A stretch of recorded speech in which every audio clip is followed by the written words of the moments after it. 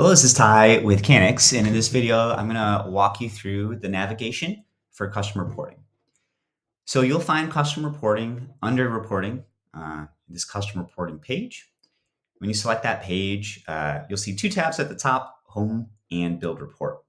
So we're going to get into Build Report in a separate video, but on this video, I'm mostly going to focus on the Home tab here. In the future, this URL in the navigation will be favorable.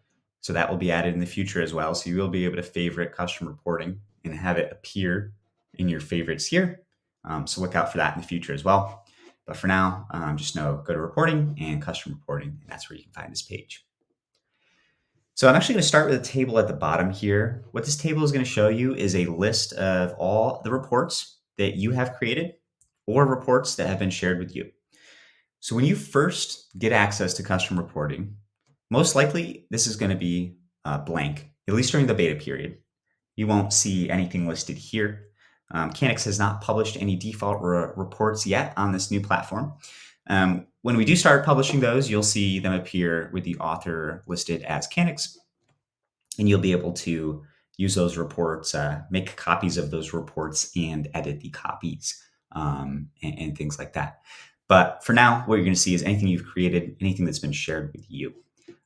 So the All tab is going to show you both answers and live boards. What's an answer? It's a one-off individual chart or table of data.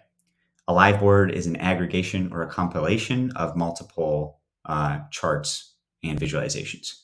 So that's the difference between those two. If you want to just look at your answers, you can tab over to there. If you want to just look at your live boards, you can select live boards.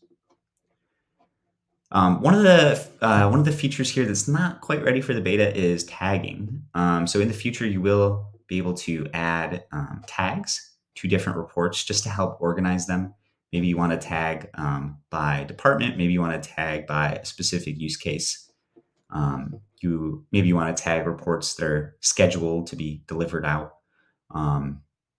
So that'll be available in the future, but not quite functioning yet. A couple other aspects of the navigation here. You'll be able to filter down to the author of reports. You'll also be able to favorite reports as well. So this favoriting is specific to the reporting section of Canix. You're not going to see these favorites appear in your navigation sidebar, but it does make it really easy for you to find the reports that are most important to you. Next part of the navigation here, you'll notice that we have this little list of charts here. So these are KPI charts. So what is a KPI chart? It's basically a chart that looks at a single numeric value and how that value is trending over time. So let's take a look at this packaged quantity KPI chart. And what this is showing us is the total quantity packaged by week over the last 3 months. And what's really cool about these is that you can run what's called a change analysis on these charts to understand what's driving the increases or decreases in this KPI. So a couple ways to run the change analysis. The first way is just to select this kind of highlighted up or down X percentage section here, this little tab. You'll see it says run change analysis. So I'm going to run this change analysis, and what we're going to see is that what's happening here is the report's basically breaking up that change, that 95% decrease, by different dimensions. So we can see what we're trying to answer here is what caused that change. So we can see for specific item types, we were way down in our production over this period. We might also see that specific facilities were up or down. And so what this allows you to do is, like, with an easy click of a button, start to understand not only, it's important to know, are the KPIs going up or down? Do we have a problem? Are we seeing benefits from recent changes we've made, right?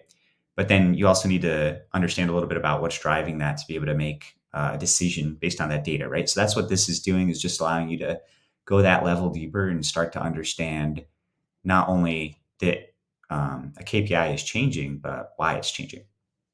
So the system here is going to choose some different measures by default. some of them might not really make sense. Like if we're looking at the change in package quantity, maybe it's not relevant really to look at that by tag. Um, and so we can, SKU is probably relevant. So we can come in here and we can start to edit the different dimensions that we want to look at. And so maybe I want to see, you know, by item, right? Or by SKU if you have that filled in on your items. Or maybe you're doing production for different brands and you want to see how production is, how the different production for different brands has affected this KPI. So just allowing you to drill into your data a little bit farther. That's what the KPI charts are for. Oh, and one other thing I wanted to mention here on your KPIs. Let's say you don't want to look at this last period, but you want to look at a different period. Like maybe we want to see why we went up from here to here. What you'll do is select that first point in time, hold Command or Control on your keyboard, and then select the next point in time. And then if you right click, you'll be able to run a change analysis over that time period. So now instead of looking at the decrease in 95%, we're going to look at an increase in 166% over this time period. And again, same thing. You can change these attributes and look at the data however is most useful for you. To add KPI charts to your homepage here, you'll just click Add KPI. This will pull up a list of all the KPIs that you've created or that have been shared with you, and you'll be able to add any of those to your watchboard here. So last part of the navigation is the search bar. So when you're searching data here, you will have the option to pick a specific data set or worksheet to search. So right now I have packages selected. Maybe if you don't know exactly what you're looking for, you can also choose all sources. And then you can ask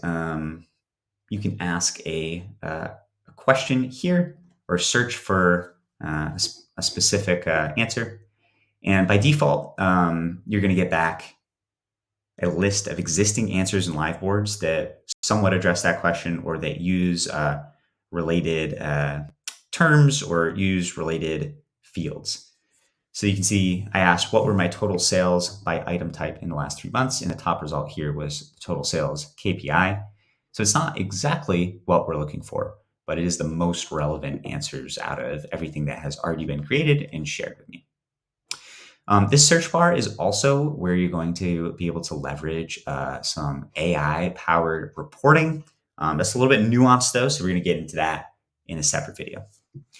And so last thing to touch on in the navigation here is just the Build Report tab. So what this does is this brings you into the report building experience. And from here, similarly to what we saw with search, you'll pick a specific data set. Packages, non-cannabis products, sales orders, etc. And you'll build a report from that data set. And again, a lot of nuances there, so we're going to cover that in a separate video, but hope that gives you the lay of the land on reporting. And yeah, please let us know if there's any points of confusion or any questions on how to navigate around customer reporting. Thanks so much.